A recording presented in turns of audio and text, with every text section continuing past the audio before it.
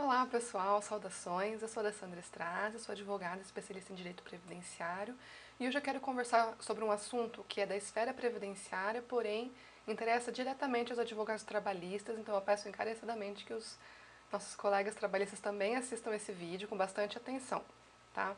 Eu já quero começar esse vídeo com uma frase polêmica. A reclamatória trabalhista transitada em julgado restringe-se à garantia dos direitos trabalhistas e por si só não produz efeitos para fins previdenciários. Doeu, né? Doeu. Isso é o artigo 71, o caput, né, do artigo 71 da IN 77 de 2015 que eu estou sempre falando. O que isso quer dizer? Nem sempre que a gente tem um vínculo de emprego reconhecido na esfera trabalhista, o INSS vai automaticamente reconhecer esse vínculo. Não é simples, tá?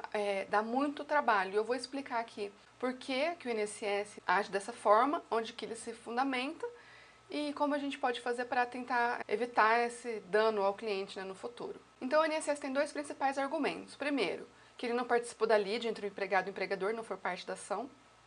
E segundo é o artigo 55, parágrafo 3º da Lei de Benefícios, que fala o seguinte, vamos ler juntos. A comprovação do tempo de serviço para efeitos desta lei, inclusive mediante justificação administrativa ou judicial, conforme disposto no artigo 108, só produzirá efeito quando baseada em início de prova material, não sendo admitida prova exclusivamente testemunhal, salvo na ocorrência de motivo de força maior ou caso fortuito, conforme disposto no regulamento.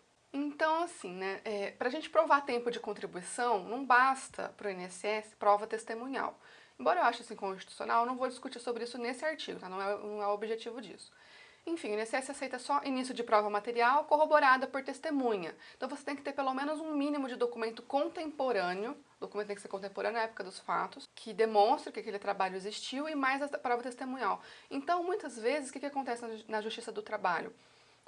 O vínculo aprovado somente por testemunha, ou às vezes nem isso, às vezes já faz um acordo e nem tem análise de prova, né? Então o INSS ele costuma ser muito resistente a isso, ele não aceita, então é necessário ingressar, né, na esfera judicial, né, na Justiça Federal, para ter esse vínculo reconhecido, e mesmo assim não é tão simples. Tá? Aí você pode estar aí se perguntando, nossa, mas muitas vezes o empregador até mesmo recolhe as contribuições previdenciárias, né, que ele deixou de recolher, tem a decisão da Justiça do Trabalho, e ele vai lá e recolhe, ou então tem a execução, né, por parte da Receita Federal dessas contribuições. Nem assim o INSS conta esse tempo de contribuição assim.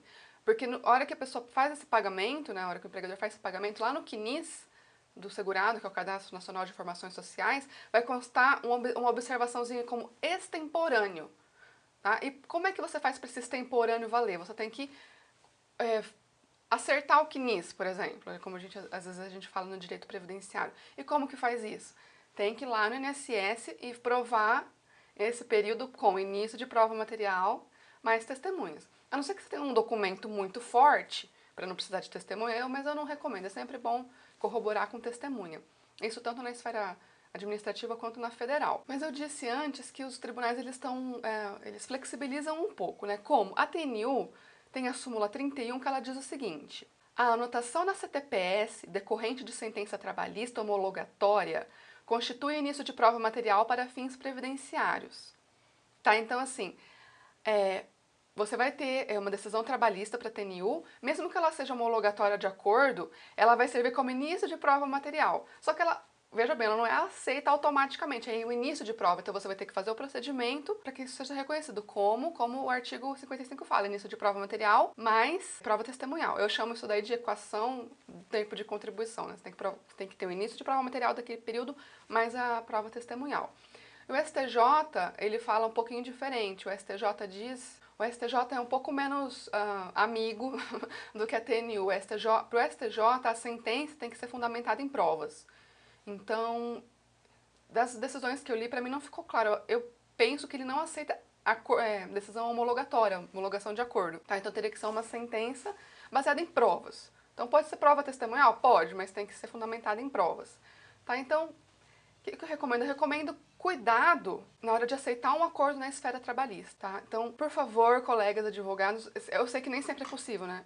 É muito complicada a situação, às vezes, do trabalhador. Eu sei que não é fácil, muitas vezes, conseguir essa prova documental, mas façam um esforço, porque pode ser que no futuro o cliente não consiga aproveitar esse período, né, que você reconheceu para ele na Justiça do Trabalho, porque falta a ele o início de prova material. Então faz o seguinte, junta a prova documental o máximo possível, oriente seu cliente a juntar essas provas, ouça as testemunhas, faça o acordo após a sentença. Então, você pode fazer o acordo dos valores, o acordo na parte de execução, para não precisar de recurso, mas tenha uma sentença mais forte.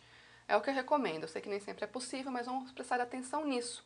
Tá? E oriente seu cliente, depois da ação trabalhista, a procurar um advogado previdenciarista para fazer esse acerto do CNIS.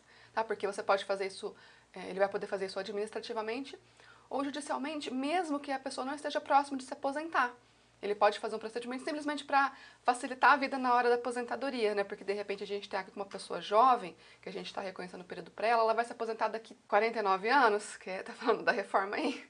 Enfim, vai se aposentar daqui muito tempo. Pode ser que já tenha passado tanto tempo que ela tenha perdido a documentação, mesmo que ela tivesse na época. Então é importante orientar o cliente nesse sentido.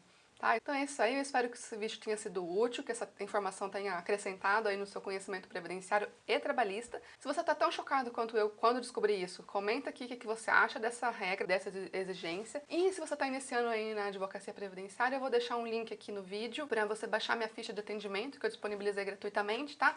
É só clicar lá, deixar seu e-mail que eu envio para você a ficha por e-mail facinho. Tá? Então não se esqueça de me seguir também nas redes sociais. Dá aquele joinha, aquele coraçãozinho no Jus. E é isso aí. Te vejo na próxima.